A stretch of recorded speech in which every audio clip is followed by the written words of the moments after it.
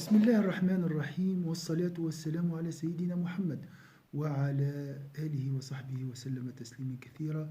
Chères sœurs, chers frères, qu'Allah accepte votre jeûne, Inch'Allah, et votre qiyam, votre veillée et votre, Inch'Allah, prière nocturne.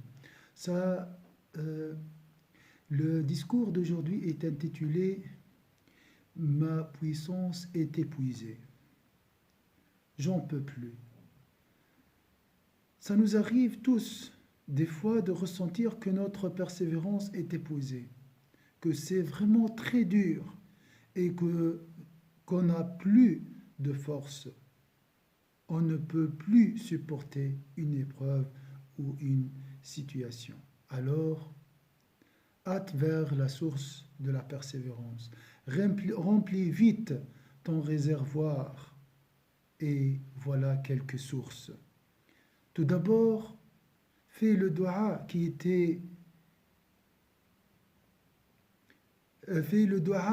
du groupe croyant qui était avec Talut. Seigneur, déverse sur nous l'endurance, affermis nos pas.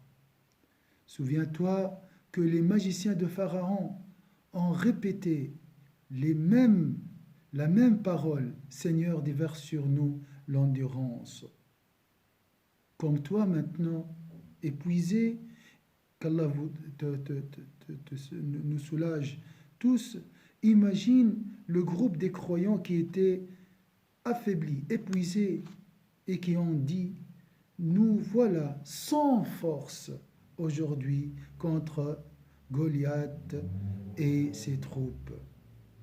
En ce qui concerne les magiciens de Pharaon, imagine dans quelles circonstances ils ont fait cette invocation. Pharaon était en train de leur dire, je vais couper la main et la jambe opposées, et puis je vous crucifierai tous. Imagine-toi parmi la nation de Moïse, la paix d'Allah sur lui, alors que Pharaon a décidé de massacrer leurs enfants. Et c'est Moïse qui t'appelle. Demandez aide auprès d'Allah et soyez patient. Maintenant, imagine, c'est Allah qui parle à toi en personne. Allah, demande aide auprès de moi et sois patient. Répète ce joli dua fait par Sayyidina Adam, la paix d'Allah sur lui, pour recevoir le repentir d'Allah Azza wa Jalla après avoir, lors de son exclusion du paradis. Mais avant de dire le dua, imaginez la catastrophe que Sayyidina Adam a vécue. Il vient de perdre le paradis. Répète ce dua. À chaque fois tu ressens que tu n'as plus de force, répète ce dua. Oh mon Dieu, tu sais que ce que je tiens secret et ce que je divulgue. Accepte donc de me pardonner. Tu connais mon besoin. Donne-moi donc ce dont j'ai besoin. Tu sais ce qui se trame en moi. Pardonne donc mes fautes, mon Dieu. Je te demande de m'accorder une foi donnant bon espoir à mon cœur. Et surtout ce passage, une certitude absolue, m'assurant de savoir que rien ne saurait me toucher qui ne me soit pas toi écrit. Une pleine satisfaction du lot que tu m'as imparti, ô toi qui es plein de majesté et de munificence. Répète avec Sayyidina Job, Yaqub, avec Sayyidina Ayoub, la paix d'Allah sur lui, lorsque son épreuve a atteint un degré insupportable. Il a dit, le mal m'a touché, mais toi, tu es le plus miséricordieux des miséricordieux. Mes chers sœurs, frères, c'est pas juste ici, je suis en train de répéter, c'est pour puiser la puissance dans ces paroles. Ces paroles sont la conclusion d'une expérience humaine. C'est une solution pour nous, Inch'Allah. Répète avec Sayyidina Jonas, la paix d'Allah sur lui, cette parole, alors qu'il était dans les ténèbres dans le ventre de la baleine. Donc une épreuve extrême. Pas de divinité à part toi, pureté à toi. J'ai été vraiment du nombre des injustes. D'après Sayyidina Abu Sa'id al-Khudri, qu'Allah l'agrée, je suis rentré auprès du prophète sallallahu alayhi wa sallam, qui était malade. Il avait sur lui un drap. J'ai touché le drap et j'ai dit, la fièvre est vraiment très forte au messager d'Allah. Le prophète sallallahu alayhi wa sallam a dit, c'est ainsi que les épreuves sont dures pour nous et que notre récompense est multipliée.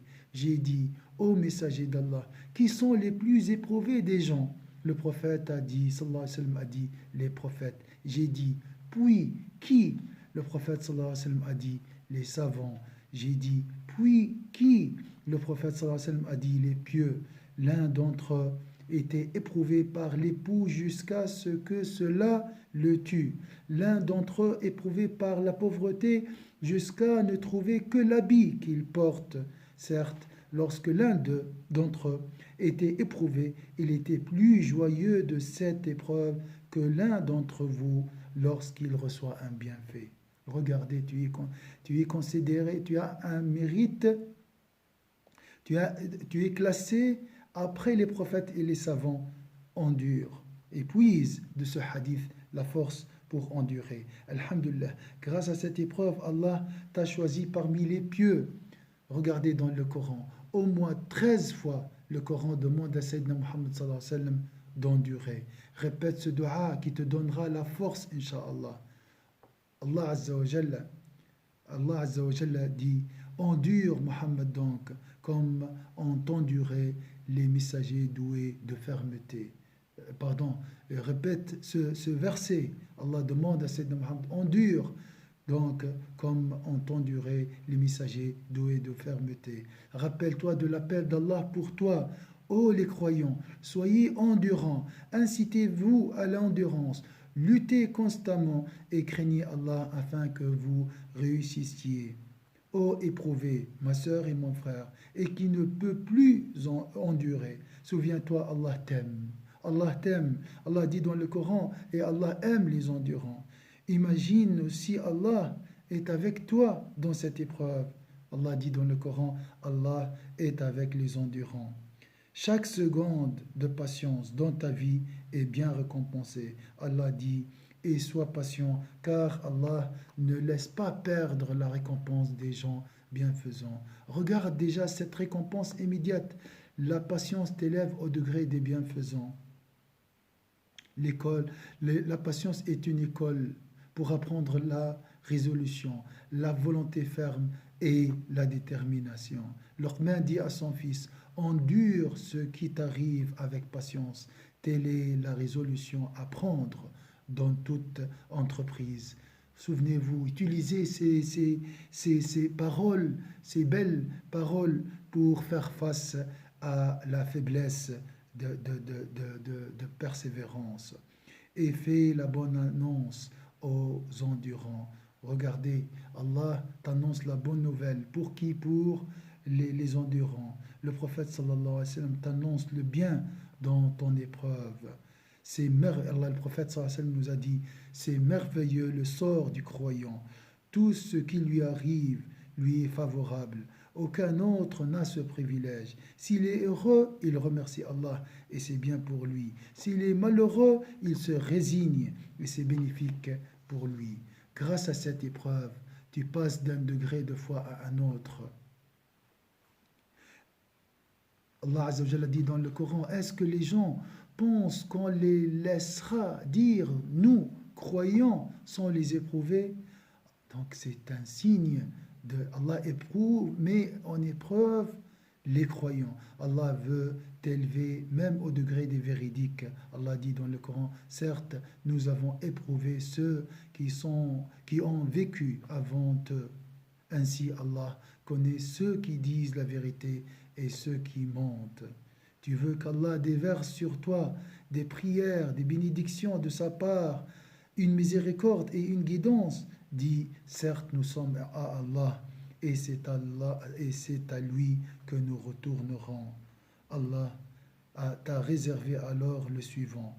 Ceux-là reçoivent des bénédictions de leur Seigneur, ainsi que la miséricorde, et cela soit les bien guidés. Où tu pourras trouver toute cette énergie? Qui peut te donner toute cette énergie? Rappelle-toi, Sayyidina Ibrahim, jeune, il était jeté dans le feu. Ils dirent, dans le Coran, c'est marqué, ils dirent, brûlez-le, secourez vos divinités si vous voulez faire quelque chose pour elles. Regardez la récompense immédiate. Et c'est valable aussi pour tous les persévérants, pour toi aussi, si tu persévères, Inch'Allah. Et souviens-toi de Sayyidina Ibrahim, nous dîmes au feu, soit pour Abraham une fraîcheur salutaire. À sa vieillesse, il était éprouvé par son fils. Il a dit dans le Coran, ô mon fils, je me vois en songe en train de t'émoler. Vois donc ce que tu en penses. Ismaël dit, ô mon cher père, fais ce qui t'est commandé, tu me trouveras, s'il plaît à Allah Azza wa Jal, au nombre des endurants. Voilà la récompense immédiate. C'était là, certes, l'épreuve manifeste, et nous le rend son âme d'une immolation généreuse. Souviens-toi combien de fois Allah t'a récompensé généreusement suite à une épreuve que tu as endurée. Sayyidina Yusuf, la paix d'Allah sur lui, après l'épreuve de la prison, il était nommé ministre. Sayyidina Muhammad sallallahu alayhi wa sallam. Regardez cette histoire, on finit avec cette histoire. Assis à l'ombre de la Kaaba, pendant que le prophète sallallahu alayhi wa sallam priait, les notables de la Mecque envisagèrent de le tuer. Uqba ibn Abi Mu'ayt se leva et étrangla violemment le prophète sallallahu alayhi wa sallam avec son pagne jusqu'à le faire tomber sur les genoux. Les gens crièrent et pensèrent que le Sayyidina Muhammad sallallahu alayhi wa sallam était mort. Sayyidina Abu Bakr, que Dieu l'agréé, arriva et dit, tuez-vous un homme juste parce qu'il dit mon Seigneur est Dieu? Ils laissèrent le prophète sallallahu alayhi wa sallam. Voilà quelques récits où tu peux puiser de la force et de la patience. Barakallahu fikum, incha'Allah. Et à demain, incha'Allah.